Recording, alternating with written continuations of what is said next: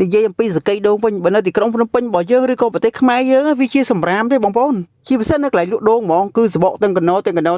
តែសបកដូងខ្ចីកន្លែងខ្លះគេយកទៅចិញ្ចឹមដួងបងប្អូនគេចិញ្ចឹមដួងអាហ្នឹងញ៉ាំទៅឆ្ងាញ់ចំណែកនៅប្រទេសឥណ្ឌាវិញសបកដូងទុំគឺ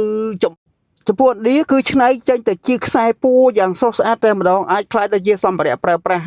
អូល្អតែម្ដងបងប្អូនអ្នកគ្នាបើសិនជានៅប្រទេសវៀតណាមវិញសម្បកដូងខ្ចីគឺខ្លាយទៅជាជីគេធ្វើជាជីធ្វើជាដីសម្រាប់លក់ឲ្យ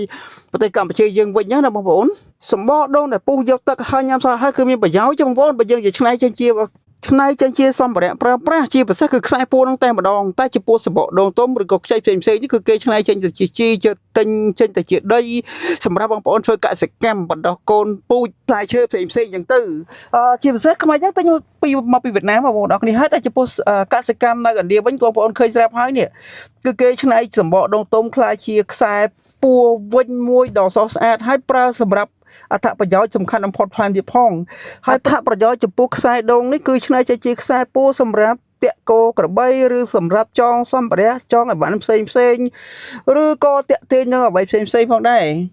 ហើយនៅឥណ្ឌាសិប្បកម្មការឆ្នៃរបស់គេនេះគឺគេទិញតែសម្បកដូងទុំតែប៉ុណ្ណោះដើម្បីយកមកកែច្នៃធ្វើខ្សែពួរបែបនេះបងប្អូនទស្សនាហើយប្រកាសជាជឿថាខ្សែពួរមិនគួរណាធ្វើចេញពីសកៃដូងសោះណាស្មាតតែធ្វើចេញអំពីខ្ចៅឬក៏អំពីខ្សែផ្សេងអញ្ចឹងណាហើយដែលឆ្នៃពីសកៃដូងខ្សែរបៀបនេះគឺទាញទៅគឺវាតង់អត់មានយឺតអត់មានអីទេបងប្អូនណាងាយស្រួលចងពេលខ្សែឆ្នៃចេញពីរបស់ផ្សេងចោឲ្យផ្សេងគឺទាញទៅយឺតអញ្ចឹងវាអត់ជាប់ដោយ